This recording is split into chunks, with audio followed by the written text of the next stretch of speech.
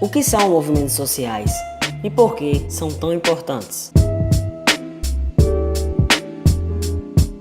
Esses movimentos são bastante recorrentes em nossas vidas, uma vez que espelham a sociedade que nos cerca.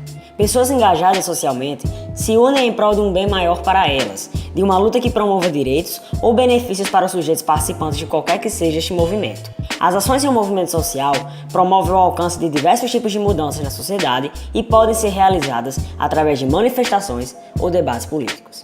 Pessoas acomodadas e satisfeitas com o panorama social X jamais irão recorrer por seus direitos, pois, no caso, as pessoas, por exemplo, podem lutar por causas que não necessariamente lhe envolvem, como, por exemplo, por uma reivindicação de proteção para animais, como veremos a seguir. Para estes indivíduos acomodados, na maioria das vezes, toda e qualquer forma de luta é insignificante, pois, para elas, a abstenção é a chave para uma vida sem dores de cabeça ou estresses, e o conforto de suas residências é insubstituível. Daí surgem discursos como: por qual motivo lutarei pelos outros ou por animais irracionais, se eles não podem me oferecer nada em troca?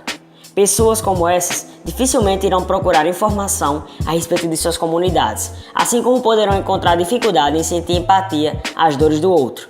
E caso ocorra algum tipo de movimento de qualquer cunho, seja ele um pouco mais pontual ou até mesmo revolucionário de proporções maiores, o sentimento de isenção falará mais alto e poucas coisas serão realizadas por esses sujeitos. Estes indivíduos preferem inventar para si mesmos que não são relevantes socialmente, o que para eles justifica suas ausências de protestos ou debates.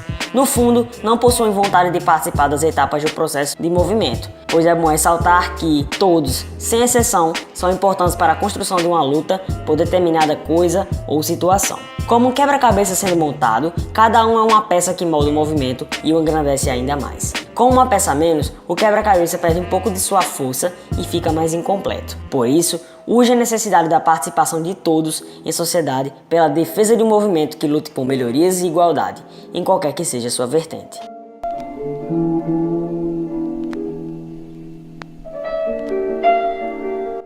Animais. Já paramos para pensar por qual motivo eles são chamados dessa forma e nós não? Biologicamente, a denominação humanos não está de forma alguma errada. Entretanto, chamar uma pessoa de animal acaba possuindo um caráter pejorativo bem maior do que realmente deveria ter. Para muitos, chamar alguém disso representa uma desqualificação deste indivíduo, como se o mesmo fosse inferiorizado intelectualmente e estivesse cometendo algum ato de mera burrice em uma dada situação, por exemplo. Entretanto, voltando ao cunho biológico, somos de fato animais, só que com a capacidade desenvolvida de raciocínio, o que nos qualifica como racionais, em detrimento de espécies como cães, gatos, papagaios, raposas e inúmeras outras, que são classificadas como irracionais. Apesar desse parentesco que temos com estas espécies, alguns indivíduos parecem desconsiderar completamente essa proximidade, até mesmo uma proximidade envolvendo o convívio em alguns casos, e realizam maus tratos a esses animais, de modo que a possibilidade de impunidade torna-se bem maior. Estas pessoas, em vez de ficarem impunes, pois os animais irracionais de forma como são, não possuem o dom da fala, e apesar de possuírem consciência daquilo que ocorre com eles, não conseguem denunciar tamanhas atrocidades das quais são vítimas. Em outros casos, muitos animais completamente abandonados por seus donos, ou nascidos sem nenhum planejamento de suas mães, ficam completamente largados em situações desesperadoras que representam para eles um imenso risco de vida, uma vez que, quando abandonados, tendem a procurar por abrigo ou comida em campos ou cidades e tendem a sofrer algum tipo de violência ou até mesmo acidentes graves, que podem custar suas vidas. São recorrentes também situações em que estas espécies passam fome e se abrigam em locais insalubres, o que dificulta bastante a chance dos mesmos de sobrevivência por um espaço considerável de tempo. Por isso, é necessário que haja uma mobilização social em defesa dessas espécies, que precisam ser defendidas a qualquer custo.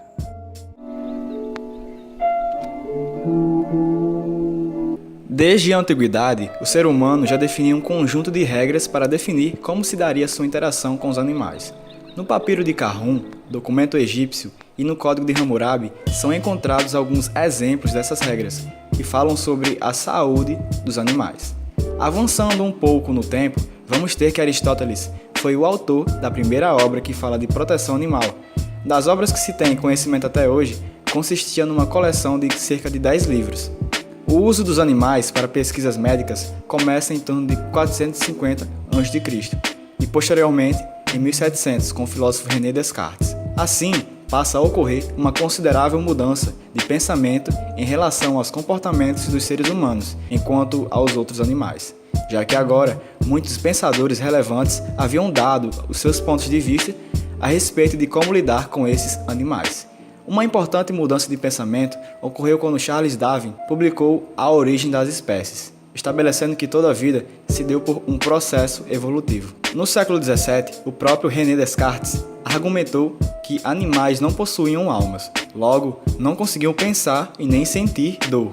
Dessa forma, os maus tratos não poderiam ser considerados um erro perante os animais. Contrariando René Descartes, Jean-Jacques Rousseau argumentou em uma de suas obras que os seres humanos também são animais, embora ninguém exima-se de intelecto e liberdade. Já que os animais são seres capazes de sentir sensações e emoções de forma consciente, eles também deveriam participar do direito natural, assim não poderiam ser maltratados pelas pessoas.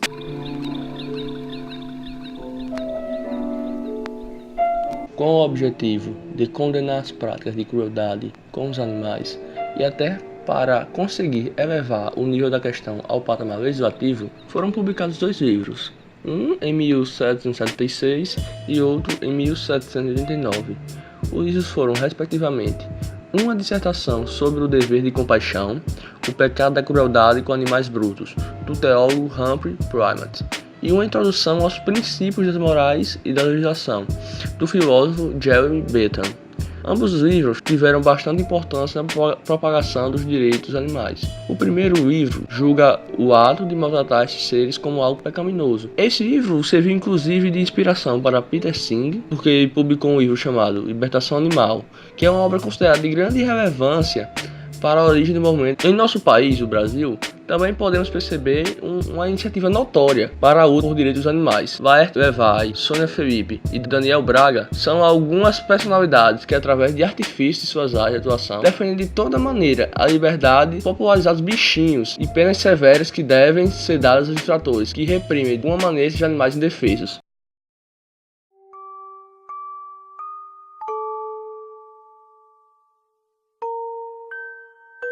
Dia 31 de março de 1964, deposição do presidente João Goulart, acusado de implantar, aos poucos, uma ideologia comunista no nosso país. Jango, como era conhecido, refugiou-se no Uruguai e uma junta militar assumiu o poder. Humberto de Alencar Castelo Branco, general e chefe do Estado-Maior do Exército, assumiu o pleito e passava a ocorrer, pela primeira vez em nossa história, uma interferência militar em nosso país. Com promessa de crescimento econômico, principalmente se tratando de índices de PIB, a ditadura emergiu e, aos poucos, criou uma falsa ilusão ao povo brasileiro de que todas as coisas corriam bem em nosso país. Com repressão à mídia e, acima de tudo, restrição de criação partidarista, com o bipartidarismo tendo Arena e MDB como, respectivamente, situação oposição, aos poucos, o governo militar adotou vários atos institucionais que limitavam a liberdade de entidades burocráticas e da própria população como um todo de tomar decisões e de se expressar. A maioria das pessoas que viveram aquele período admitem que todo aquele modelo de atos institucionais e de repressão como foi feito estava completamente equivocado e que aquele era o período mais sombrio de nossa história. Entretanto, nem todos pensam daquela maneira. Algumas pessoas eram e ainda são a favor naquele período e de vez em quando afirmam que não houve ditadura em nosso país. Muito pelo contrário, que é apenas uma enganação da mídia de tentar expressar algo que nunca existiu. Diferentemente do que os defensores do regime podem pensar, ou têm ao menos a desonestidade intelectual de afirmar, a ditadura de 64 trouxe incontáveis consequências à nossa pátria. Apesar de ter gerado diferentes formas de revolta por parte de seus opositores, o que de certa forma representou a participação social ativa da população em prol da luta pelos direitos básicos de vida e liberdade, estes indivíduos que se encorajam em lutar contra a repressão eram vítimas de violência, que podia ser realizada de forma física ou moral.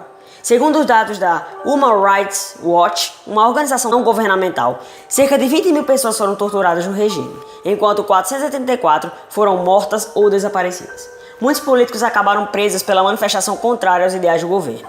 Algumas execuções também eram feitas de forma brutal por militares do exército. A covardia que encheu os opositores de um sentimento dúbio de medo e coragem para lutar por seus direitos e tentar anular o regime, independentemente do presidente que ocupasse o poder.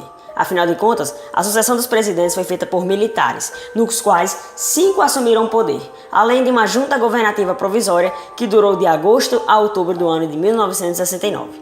Como lista de presidentes do período, temos Humberto de Alencar Castelo Branco, Arthur da Costa e Silva, Em meio a isso, a Junta Governativa Provisória, Emílio Garrastazu Médici, Ernesto Geisel e o último, João Figueiredo, que começou a ser um pouco mais flexível, a gerar a criação de novos partidos e, aos poucos, libertar o Brasil daquela ditadura. Não que João Figueiredo fosse, de fato, contrário àquela ditadura, mas ele percebia que aquele modelo militar estava aos poucos se fragmentando e não sustentava mais aquele país. Afinal de contas, se o PIB aumentou durante certo tempo, o dobro do que a China produziu, em outro lado, a dívida externa do nosso país quase triplicou e só foi a ser sanada no século atual.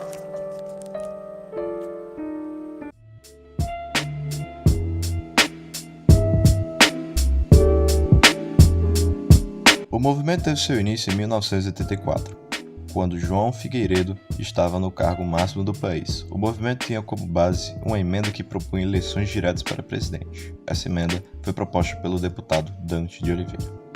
Além de Dante de Oliveira, outras pessoas tinham grande importância no movimento, como o deputado Willis de Guimarães, que conseguiu propor um debate no auditório de Goiânia, e este foi o ato que desencadeou uma série de protestos e manifestações que se espalharam por todo o Brasil. Esse movimento foi iniciado principalmente pela insatisfação da população com a perseguição política que acontecia na época e o desempenho econômico que estava despencando, como já mencionado anteriormente. Com o tamanho das manifestações, o presidente João Figueiredo se afastou do cargo em janeiro de 1984. Após essa série de eventos, a emenda constitucional que propunha as eleições diretas para o cargo de presidente, esta foi proposta por Dante de Oliveira devido ao apoio de vários partidos e sindicatos. O movimento foi ganhando cada vez mais força, o que levou mais uma vez as pessoas às ruas. Mas, mesmo com o crescente apoio ao movimento, ainda não foi suficiente para que a emenda fosse aprovada. Com isso em consideração, os líderes do movimento buscaram, a partir de algum de seus membros, eleições para o cargo de presidente, mesmo que essa eleição fosse de forma indireta, já que isso faria com que o movimento ganhasse ainda mais poder.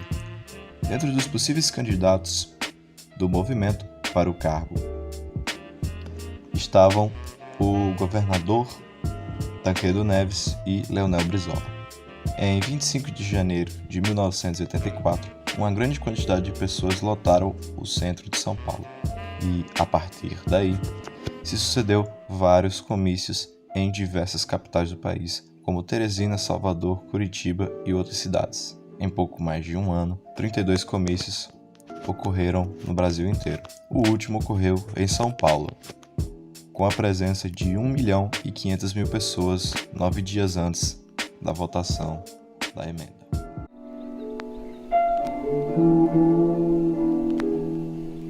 Nesse contexto, a maioria dos movimentos de oposição passaram a lutar pelas eleições diretas para a presidência da República. Essa demanda foi formalizada no Congresso através da emenda Dante de Oliveira e obteve adeptos nas bases parlamentares do governo militar.